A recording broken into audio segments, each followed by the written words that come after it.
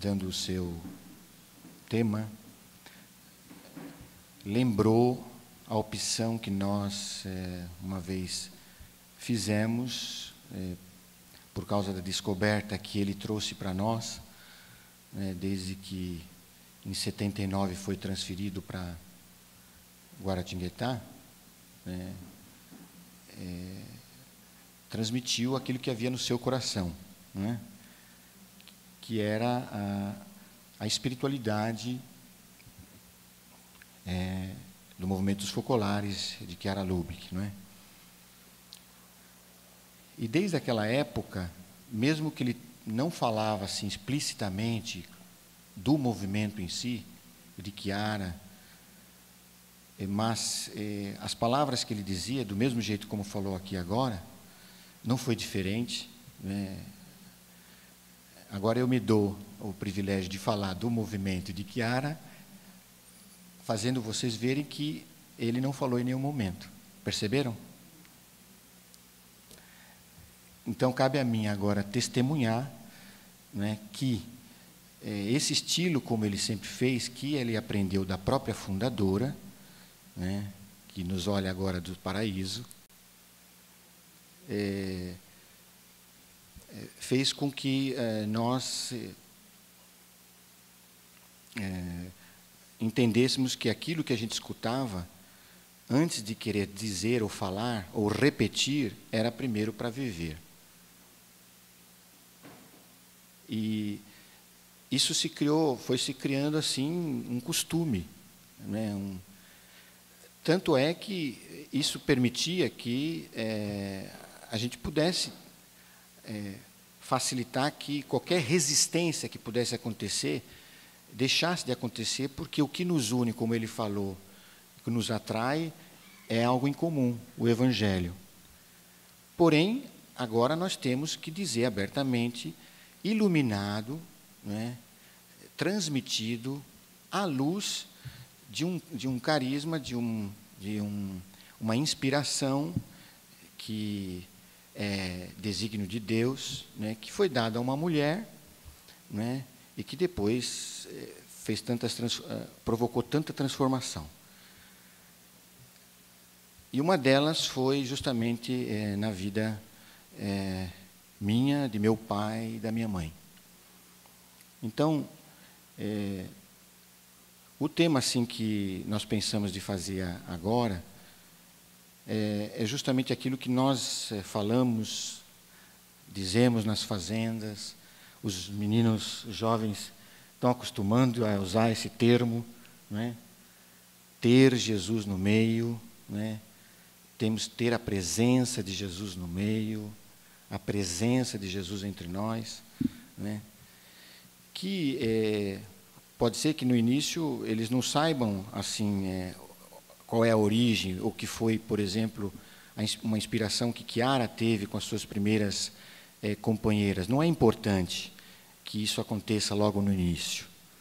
É importante que eles experimentem, ou seja, que aconteça aquilo que, quando eles chegam na fazenda, por encontrarem uma irmã, um padrinho, um membro da diretoria, um voluntário, sentem algo que eles podem tocar, sentir, experimentem algo que eles possam realmente viver, ou seja, uma sensação de paz, de alegria, serenidade, luz, sabedoria, capacidade de se dominar, todos frutos que acontecem quando existe a presença de Jesus no meio. E foram assim, experiências que, mesmo naquele início, a gente não tendo ainda muito consciência da origem, eu tive, por exemplo, a graça de fazer com o papai e com a mamãe, quando não tinha ainda nem a fazenda. Mas o Frei me abriu os olhos, muitos de vocês conhecem a história, e agora eu posso fazer um pouco uma conclusão, porque com a partida do pai para o céu, para o paraíso, eu tenho na minha frente assim a história de 30 anos do que acontece quando essa graça, que é a presença de Jesus no meio, entra numa família. Se o ideal, se a presença de Jesus no meio tivesse nascido só para a minha família, já teria valido a pena. Mas fico contente que nasceu para a Fazenda da Esperança e para as vossas congregações. Né? Porque, um pouco antes de papai partir, eu tive a graça, o Frei também, a Lúcia, de assistir uma cena que coroou tudo aquilo que todos os anos a minha mãe sempre sonhou, né? E que lutou muito, e que penso que todo casal, todo pai, toda mãe sonham em ter, que é a harmonia entre o homem e a mulher, né? Entre o marido e a esposa, né? E ela lutou isso, para isso ela casou, e sonhou vir com o papai para o Brasil, enfim, né?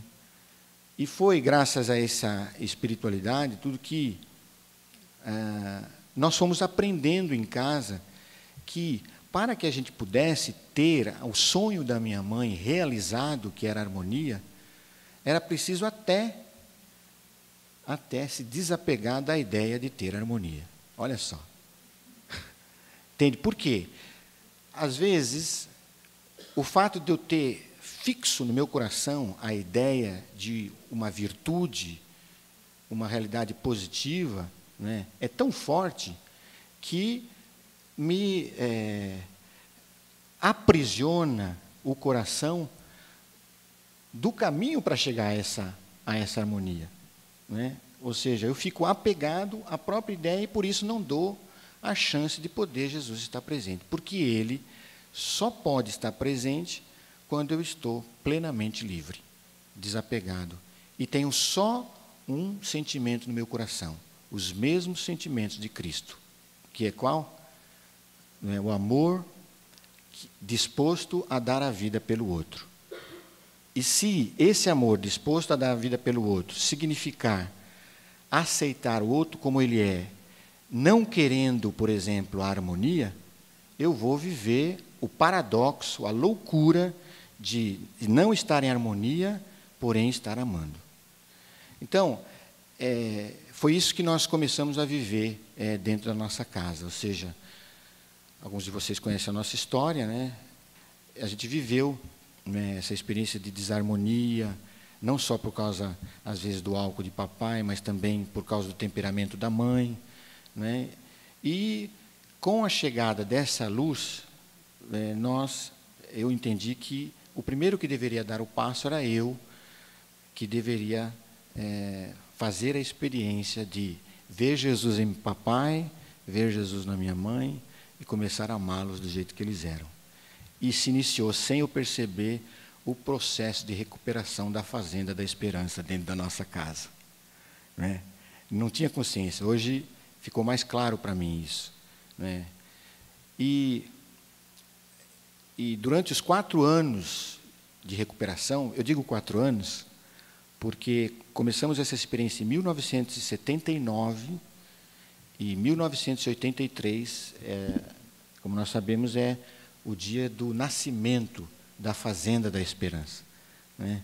Então, nesse período, Deus permitiu assim que a gente pudesse viver em profundidade mesmo na nossa casa, na nossa família, essa experiência de como fazer para, entre pai, mãe e filhos, termos a presença de Jesus entre nós. Quais são os passos para chegar até isso? E foi acontecendo, até o ponto que, além do fato de que começamos, apesar dos nossos temperamentos, a conversar mais, né, e o pai nem mais pensou também em beber, ficou mais em casa também. Aconteceu um outro fato que, agora o Frei falando, me veio na memória, ou seja, até a televisão foi desligada.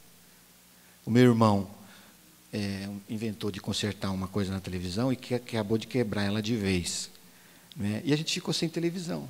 Aconteceu um fato assim extraordinário. Tínhamos, lógico, mais tempo para conversar, né? E depois foi um consenso geral, né? Um tempo sem televisão dentro de casa. Isso teve uma influência muito grande também na vida do Roberto, meu irmão, e da minha irmã.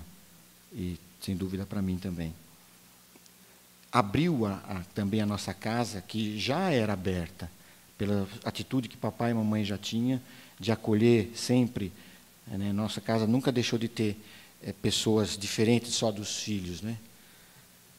Mas, dessa experiência assim, que tive a graça de fazer assim, dentro de casa, com essa descoberta, sem dúvida que preparou o caminho para aquilo que deu origem, junto com o Frei, né, naquela época Iraci, né, a essa experiência com os jovens. E aqui vocês permitem entrar em alguns pontos da história, para a gente poder entender assim, bem que instrumento maravilhoso Deus colocou na nossa mão, e que aqueles, seja padrinhos, seja irmãs, diretores, tudo, que tem clareza disso, né, tem uma verdadeira bomba na sua mão, capaz de transformar qualquer situação, porque a solução passa a ser dentro de si mesmo, né?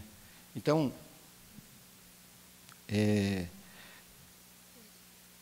depois ocorreu aquilo que vocês já sabem, né, desse encontro que eu tive com os jovens na esquina, e não querendo entrar nos detalhes da história que vocês já conhecem, mas eu sempre fiz uma pergunta, e esses dias conversando entre nós, né, pensando especificamente nessa ideia de como fazer para que nós tenhamos a graça de ter, né, a presença de Jesus no meio, e quero reforçar, a graça, porque Jesus, a presença dele entre nós, não vem porque eu quero.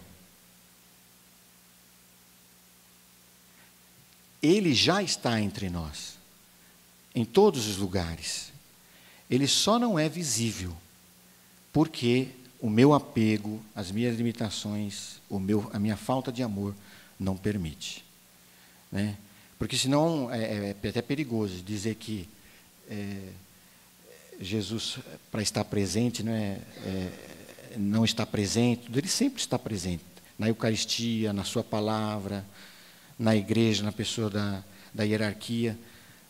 Mas os homens não têm a possibilidade de poder enxergá-lo por causa das nossas limitações e dos nossos apegos, né? Então, o que nós estamos agora, especialmente nesse encontro aqui, tentando fazer, é aprofundar como fazer para que a presença dele, que já é fato no corpo místico, né, se torne visível.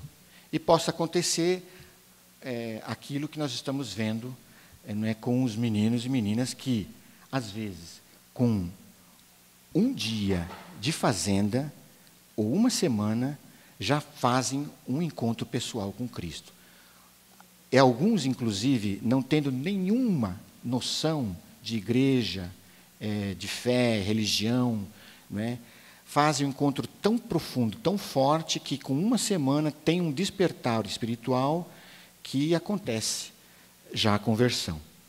E só tem uma explicação disso quando se entende que aquele grupinho, mesmo pequeno, de uma irmã com um padrinho, né, de padrinhos entre si, quando não tem irmãs, né, realizaram de tal maneira as condições para que ele esteja presente, né, que permite esse milagre de que o menino e a menina possa tocar com os sentimentos da alma a presença de Cristo. E acontece a conversão. Acontece a conversão. E aí, voltando àquele que eu falei no início, é o diferencial da fazenda. E que quando não existem, nós seremos os primeiros a destruir o que é a Fazenda da Esperança.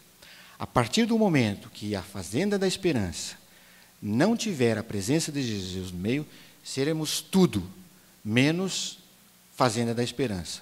Ou seja, se torna até perigoso, porque num lugar onde a gente ajunta um grupo de homens com todas as carências que eles têm, um grupo de mulheres com todas as dificuldades e sofrimentos que tiveram, né, sem essa presença, nós os colocamos numa situação de perigo, né, porque não estão com os pais, não estão com aquela vida normal, né, e podemos colocá-los assim em situações de risco. Como nós quisemos privilegiar o fato de que a gente quer confiar em todos aqueles que se colocaram à disposição de construir a presença de Jesus no meio, nós não nos preocupamos, inclusive, com as capacidades humanas.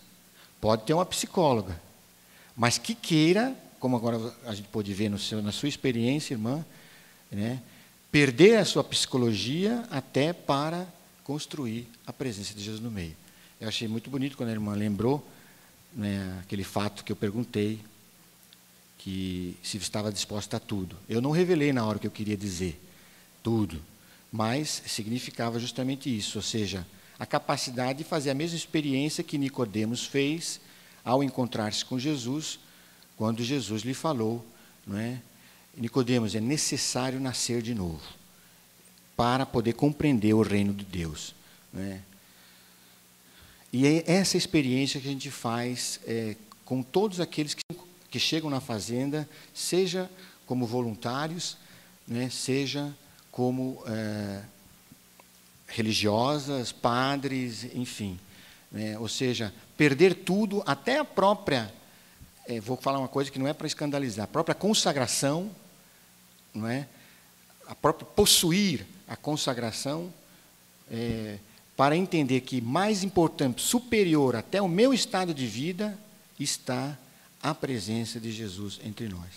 Isso foi uma descoberta tão grande que permitiu-nos entender aquilo que o Frei explicou hoje para nós, o fundamento daquilo que também o Frei explicou hoje para nós, que é também a base do que está acontecendo nas novas comunidades.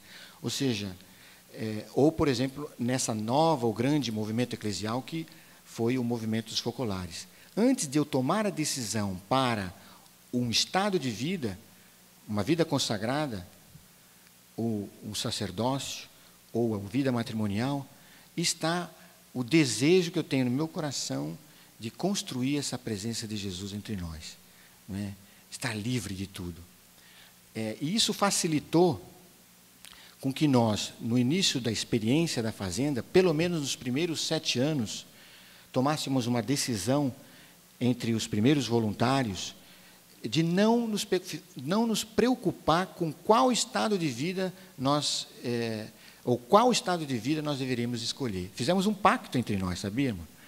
Ou seja, como no princípio, quando estávamos, né, com o Ferdi, o Sérgio, eu, depois quando chegaram a Lúcia, a Iraci, né, nós não estávamos preocupados em saber se vai casar, não vai casar, se vai ser sacerdote, focolarino ou religiosa, né? A nossa preocupação era o fascínio que provocava o fato que eu podia ser livre para não pensar nessas coisas, para permitir que nessa liberdade de querer só uma coisa, que é amar no momento presente a vontade dele que se manifesta, né, para poder ter a presença de Jesus, né, todo o resto iria ser revelado, inclusive as nossas vocações. Olha que interessante, vivemos isso durante 7 anos, né, de tal maneira que todos os 3 primeiros que começamos, quero dizer aqueles que tinham que definir um dia a sua vocação, o seu estado de vida, né? No caso o Ferdi, o Sérgio, nós encontramos o nosso estado de vida. O Ferdi confirmou a sua vocação ao casamento, né? O Sérgio sentiu o seu chamado para a vida do focolare, né? E se tornou focolarino, até hoje, está lá no Japão, né? Sem nunca ter imaginado que um dia ia poder chegar lá. E eu entendi claramente que eu podia viver como celibatário, né, dentro dessa obra, né? Ou seja, sentimos todos claramente aquela paz no coração, fruto dessa experiência que nós fizemos, a tranquilidade de que agora a gente podia decidir. Mas depois de ter feito essa experiência livre de que, em primeiro lugar, a gente quer essa experiência. E assim aconteceu também com relação a história, o desenvolvimento da Fazenda da Esperança e tudo que nasceu em relação à sua estrutura. Não estávamos preocupados em criar uma estrutura ou um método terapêutico. O método terapêutico, ele nasceu no decorrer da experiência que nós vivemos de querer só construir a presença de Jesus no meio. Um dado também muito interessante é que exige algumas condições para se construir a presença de Jesus entre nós, né? E como eu estava dizendo desde o início, o Frei também falou, a primeira delas é esse desapego, ter o coração livre, livre de tudo, até mesmo das minhas virtudes, das coisas que eu considero que sejam positivas, das decisões do futuro e tal. Mas não basta só o desapego, né? O desapego é acompanhado desse amor que nós passamos para os jovens e que tem algumas características muito claras. Não é também qualquer tipo de amor. É aquele amor que Jesus veio trazer entre nós, que nós já escutamos desde pequenos, também em todas as nossas espiritualidades, né? Mas que Chiara assim, reforçou alguns pontos assim, que ajudam, que estão, se for observar, em todos os carismas, presentes em todos os carismas nossos, né? Esse amor que Jesus veio trazer tem aquela característica primeira que é do amar a todos. Todos, ou seja, não fazer diferença. E a gente percebe, todo padrinho, todo voluntário, que começa a ter uma certa preferência para um e não para outro, né? A irmã também pode acontecer isso, já começam as confusões. Né? E esse amor que faz o esforço, às vezes assim, de vontade mais do que talvez sentimental, né? Vê que dá depois os seus resultados. Depois, como nós sabemos, a maioria, né? Esse amor, ele que torna a presença de Jesus no meio entre nós, é também um amor gratuito, como já falamos desde o início, mas também que dá o primeiro passo, não espera que o outro... E, além disso, que se faz um, né? São aqueles pontos que todos vocês já conhecem. Eu queria lembrar para chegar no ponto da esquina, né? Ou seja, esse amor que se faz um, né, ao ponto de colocar a serviço, e nisso vocês são muito craque, né? Ou seja, de se colocar por baixo, não no nível superior, de ir ao encontro do outro no nível em que ele está, né?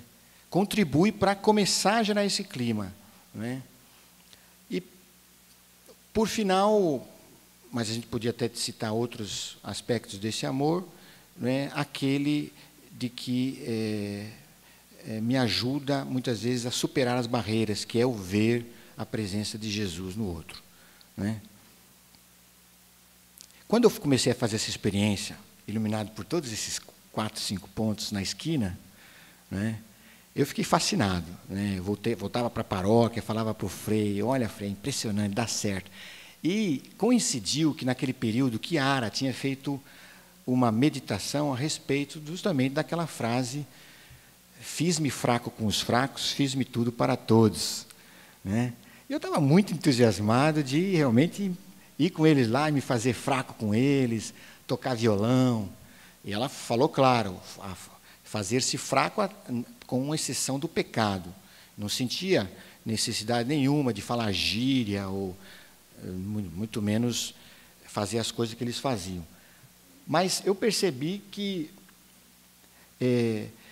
aos poucos, foi acontecendo um passo que deve acontecer para se chegar à graça de Jesus no meio. Ou seja, eu sentia o amor voltando, no respeito que eles davam, né? Naquela história da bicicleta, que todos conhecem, né? A história da bicicleta, né? E também no modo como eles pediam para conversar, né? Mas ainda, eu não posso dizer que já tinha acontecido uma experiência lá na esquina que a gente podia dizer Jesus estava presente. Lá na esquina.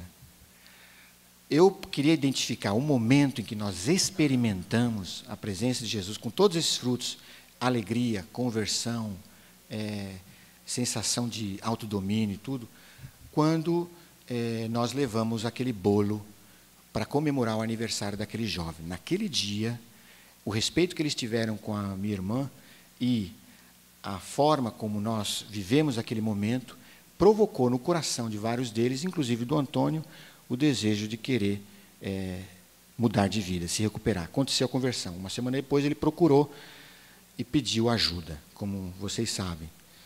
E a partir daí, quando ele teve a possibilidade de tocar com as suas mãos os sentimentos da sua alma, Cristo, que estava presente no meio de nós, na esquina, eu convidei para ele encontrar com Cristo na igreja.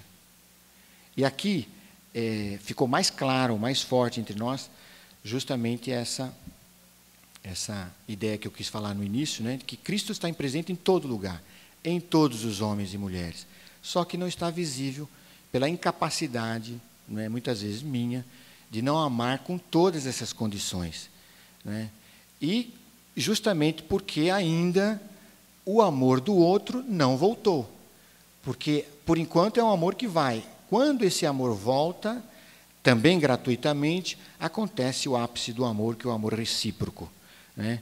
E aí vem a graça da presença de Jesus, né?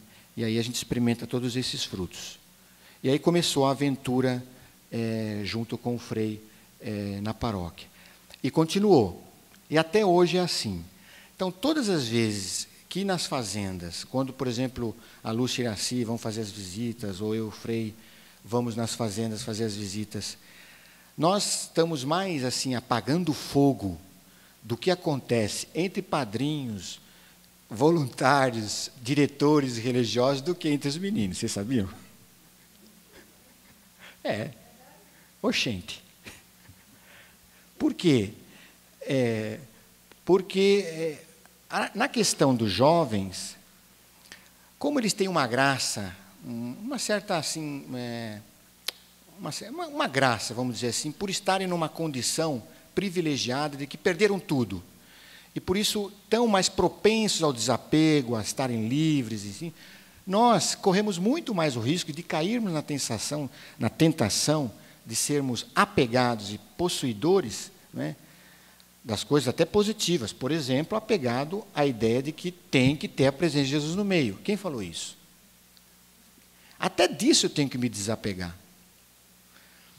Então, acontecem os conflitos. Então, a gente chega numa fazenda, aí vem uma irmã, ai, Nelson, Frei, com esse padrinho não tem condições. Realmente, está difícil, não tem condições. O que fazer? Aí a gente começa, nós fazemos a nossa parte, no sentido de escutar cada um. Também nós temos que fazer o passo de renunciar, que tem que resolver na hora, às vezes não resolve, né? E escuta um, escuta outro, procura amar, estar livre e tal. Algumas vezes, muitas vezes, graças a Deus, aconteceu que saímos de lá com a ressurreição e Jesus no meio estava pronto. Outras vezes demorou 1 ano, 2. Né? E a gente recebeu a notícia depois que, olha, agora, não é que vocês não precisam ir lá, vocês vão lá, né? Mas nós agora podemos dizer que temos a presença de Jesus entre nós. E não precisa falar muito, porque chegam os relatórios para nós e a gente vê pelos relatórios, né? Numa fazenda, que, por exemplo, para dar uma ideia, não vou dizer qual, mas chegou um relatório de uma fazenda que, por causa da fazenda e da unidade dos padrinhos de coisas, fizeram nascer uma outra fazenda. Eles mesmos, não teve nem a nossa participação. Nem precisou, eles só escreveram para dizer, vocês estão de acordo que a gente abre essa nova fazenda? Ué, Jesus no meio é propriedade dos fundadores? Jesus no meio é propriedade de todos aqueles que estão à disposição de viver todos esses pressupostos, todas essas condições, para que ele possa ser presente ainda por graça, porque o amor voltou, né? Voltou e foi. Então, nossa experiência agora, que não estamos assim como responsáveis diretos de uma fazenda, né, tem sido essa, né? Por isso que a gente está muito feliz de poder estar realizando esse encontro com vocês aqui. Já falamos desde o princípio, é muito significativo. Eu sentimos assim que promete muito esse encontro, por causa que podemos ter assim a presença de Jesus entre nós, né? Estamos com o coração livre dos resultados, entendeu? Queremos estar livre dos resultados. Mas a gente pode, porque queremos tornar visível a esperança, e para nós tornar visível a esperança, podemos traduzir esse tema assim: é ter a presença de Jesus no meio visível, tocável, sensível, né? Onde nós aqui, né, depois quando vocês voltarem para as fazendas ou para as vossas comunidades, né, podemos sentir os frutos dela, que tem que ser experimentado. E nos tempos atuais, em que a juventude hoje, na linguagem com que a gente deve usar, falar, agora só são convencidos com o toque, com coisa que se toca, que se pega, que se sente. Não tem uma forma melhor de poder dar Deus para essa juventude do que a presença de Jesus entre nós. Porque agora discurso, temas, palestras, assim, não estão mais convencendo, né? Em vez, até como acontece agora, uma coisa que me emociona muito, né, só de pensar que quando nós fundamos uma das últimas fazendas lá no estado do Alagoas, que foi a fazenda, né, da irmã de Poço das Trincheiras, nós deixamos 3 meninos lá como responsáveis, que até o bispo ficou preocupado. Né, irmã? Quem que é a irmã de lá? Ah, lá. Até o bispo ficou preocupado. Ele chegou assim: mas vocês não podiam deixar aqui o Luciano? Né? E é compreensível. Até nós tivemos dúvidas, né? E nós só estamos recebendo os relatórios e as cartas que o Rony, o Tiago, o outro menino lá, Felipe, né? E o que é bonito nessa história, um deles, literalmente, a profissão dele é pescador, né? Ele viveu nisso. Ele é daqueles pescadores mesmo, é o Rony. Ele é daqueles que vivia uma semana dentro do mar, né? E, hoje em dia, infelizmente, os pescadores dificilmente, especialmente aqui no Brasil, né, muitos deles estão envolvidos com drogas, né, e depois que ele saiu da fazenda, né, ele contava, ele escrevia, né, dizendo que ficava no barco, uma parte do grupo fumando maconha e ele do outro lado, né? E cresceu, houve uma conversão nele, porque ele teve encontro com Jesus no meio. E depois que fez até uma experiência de ajudar na construção do terço dos homens, lá na cidade dele, né, em Canoa Quebrada, Majorlândia, lá em Ceará, né, ele sentiu que Deus o chamava, né, para essa experiência. Aí nós brincamos que quando colocamos ele como responsável da fazenda, quem diria, né, irmão? De fato, você passou a ser pescador de homens, né? Mas com uma condição, que não é você sozinho. Você vai continuar com o mestre entre vocês. E aqueles meninos pouco formados, não passaram por uma escola de comunhão, não passaram por uma escola missionária, não têm muito estudo, com exceção, né, do Tiago, um pouquinho, né, mas estão fazendo verdadeiros milagres, até conseguiram trazer uma irmã para cá, né? Muito novo, 18 anos, né? Eu estou admirado, até então, é um risco, e na nossa fraqueza está a nossa força. Porque para nós também é um passo de conversão que o Frei já vem fazendo desde o princípio. Nós, agora que estamos junto com o Frei nessa responsabilidade, estamos agora entendendo o que o Frei passou nos primeiros 10 anos. O que acontecia? O Frei Hans era questionado, seja pelos nossos pais, seja pelos superiores dele, por que ele não se preocupava com o futuro desses jovens que decidiram deixar pai, mãe, estudo, preocupações com o futuro, parece que esqueceram da vida, vivem só com aqueles jovens lá, e o que vai ser do futuro desses jovens? E o Frei sempre, durante muitos anos, nos protegeu, porque nós estávamos realmente esquecendo da vida e mergulhados nessa experiência de Jesus no meio com os jovens. Não estávamos mergulhados na experiência de querer resolver um problema social, que era o problema da droga. Nada a ver. A preocupação era esse fascínio que provocou a descoberta dessa inspiração de Chiara Lubich, ter a presença de Jesus no meio, que também resolve um problema específico, que é o problema da droga, né? E aí entendemos, com o passar dos anos, também a nossa vocação. Um carisma pequeno, específico, que dá uma resposta a um problema grande, específico, na humanidade, que é a droga e o alcoolismo, né? Então, por isso permite a gente fazer essa experiência, né, de constatar o poder e a grandeza de Deus na fraqueza nossa, porque permitimos que Ele possa estar presente mais do que nossas capacidades humanas de poder fazer alguma coisa, né?